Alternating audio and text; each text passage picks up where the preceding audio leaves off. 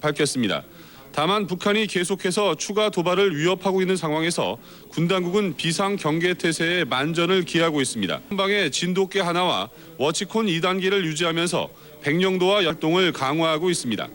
특히 오는 28일 서해에서 시작되는 한미 연합훈련을 앞두고 북한군의 일거수일투족을 예의 주시하고 있습니다. 이번 북한의 체계에 문제가 있다는 지적에 대해 군 당국은 백령도와 연평도에 북한의 해안 포기지를 격파할 수 있는 정밀 유도 무기 등을 배치하는 방안을 검토. 연평도에 현재 6문이 배치된 K-100가량 늘리고 북한의 1차 포격대 연평도에서 제대로 작동하지 않았던 대포병 레이더도 지금까지 국방부에서 전해드렸습니다. 하는 극히 일부의 주민들만 남고 모두 떠났습니다. 오늘 오전에 남아있는 침묵의 섬이 될 것으로 보입니다. 연평도 현지 연결해 보겠습니다. 임소정 기자 전해주십시오. 네, 저는 지금 포탄의 직격탄을 맞은 연평도 남부리의 한 골목에 나와 있습니다. 대부분의 주민들이 섬 무트로 덕막간만이 감돌고 있습니다. 지금은 단지 몇몇 가구만 남아있고 구원 인력들이 빈자리를 지키고 있습니다. 밤새 지난 연평 면사무소는 주민이 불과 50명 정도만 남은 것으로 파악하고 있습니다. 악화되지만 않는다면 이들도 예정대로 8시 연안부두로 출발해 가는 배를 타고 인천으로 빠져나갈 예정입니다.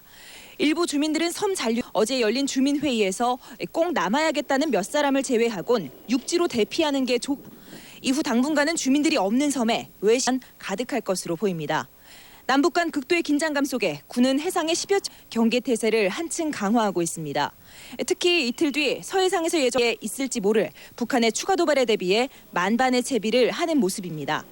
옹진군은 내일부터 장구에 나설 계획이지만 마을이 어느 정도 제 모습을 찾기까지는 상당한 시간이 지금까지 연평도에서 MBC 뉴스 임소정입니다.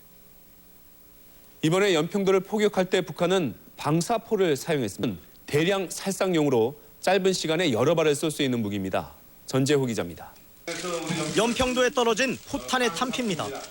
길이가 3m나 되는 대량 살상용 방사포였습니다.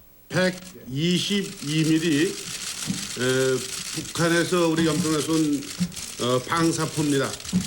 포격 당일 밤 연평도에 들어가서 어제 직접 들고 온 것입니다.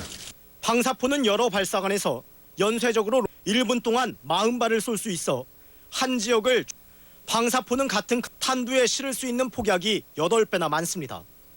그만큼 파괴력이 더 두 장병의 목숨을 앗아간 것도 방사포로 확인됐습니다. 그 지역 사망했던 그 직접적인 원인이 됐던 북한의 포의 종류는 102 방사포다. 이번에 수거된 포탄 가운데는 콘크리트를 관통하고 화재를 일으키는 거 알려졌습니다. 북한군이 기존의 해안포와 함께 방사포 부대를 동원하고 특수폭탄을 발사 자주포 부대가 반격할 수 없도록 괴멸을 노린 것이라는 분석이 나오고 있습니다. 전조입니다. 했을 때 우리가 대응할 수 있는 무기는 K9 자주포였습니다. 그런데 가동이 안 된 것으로 드러났습니다. 이정은 기자입니다.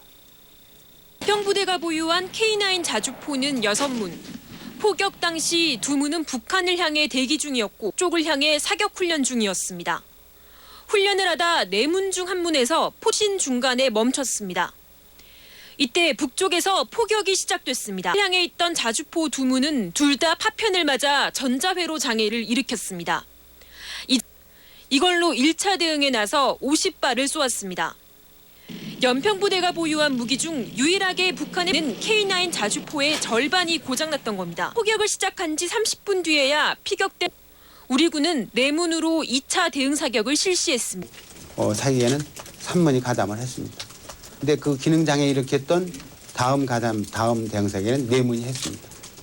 K9 자주포는 우리나라가 디지털 컴퓨터 사격 장치를 탑재하고 스스로 달리는 첨단 무기 체계입니다. 없는 고가인데도 즉각 포격이 가능해 군에 도입됐지만 정작 필요한 순간 기능을 MBC 뉴스 이재영은입니다. 연평도 포격으로 전사한 두 병사의 해병대장으로 엄수됩니다. 민간인 희생자의 주검은 이족에게 인계됐습니다. 임경아 기자입니다. 소에는 사흘째 종훈 행렬이 이어졌습니다.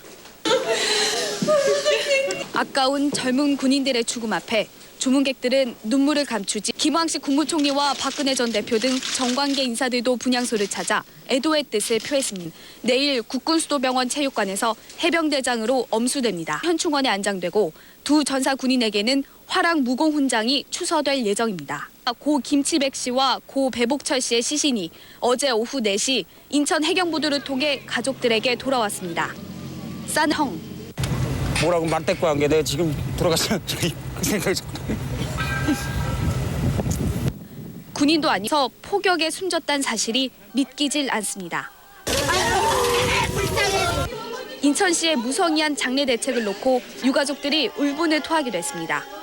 지금 이 시간 이후부터 진행된 상황을 설명. 기획실 앞에요. 말씀드릴 그런 게 준비가 사실 안 됐어요. 민간인들의 목숨까지 앗아간 북한군의 포격. 유가족들은 마음속에 씻을 수 없는 상처를 했습니다. MBC 뉴스 임경아입니다. 전사자들을 추모하기 위한 합동분향 훈련단에도 마련됐습니다. 시민들의 헌화 행렬이 이어졌습니다. 장성훈 기자입니다. 대 교육훈련단에 마련된 고 서정우 화사와 문광욱 일병의 합동 분향소입니다. 엄숙한 분위기 속에 하루 종일 이어집니다. 전우를 잃은 해병들의 얼굴에는 비통함과 참담함이 지역 기관 단체장들도 전사자들의 영정 앞에 헌화했고 해병대와 슬픔을 함께했습니다. 들의 죽음을 우리 50여 시민과 더불어서 같이 슬퍼합니다. 고인들의 맹복을 빌. 여대생은 홀로 분향소를 찾아 전쟁의 아픔을 가슴에 새겼습니다. 지냈으면 좋겠다 이런 생각도 들고 부디 좋은 곳 가셔서 편하게 쉬셨으면 좋겠다는 생각이 들어요. 들의 연결식이 있는 오는 27일 오전까지 운영되며 일반 시민들도 누구나 직접 조문할 수 있습니다.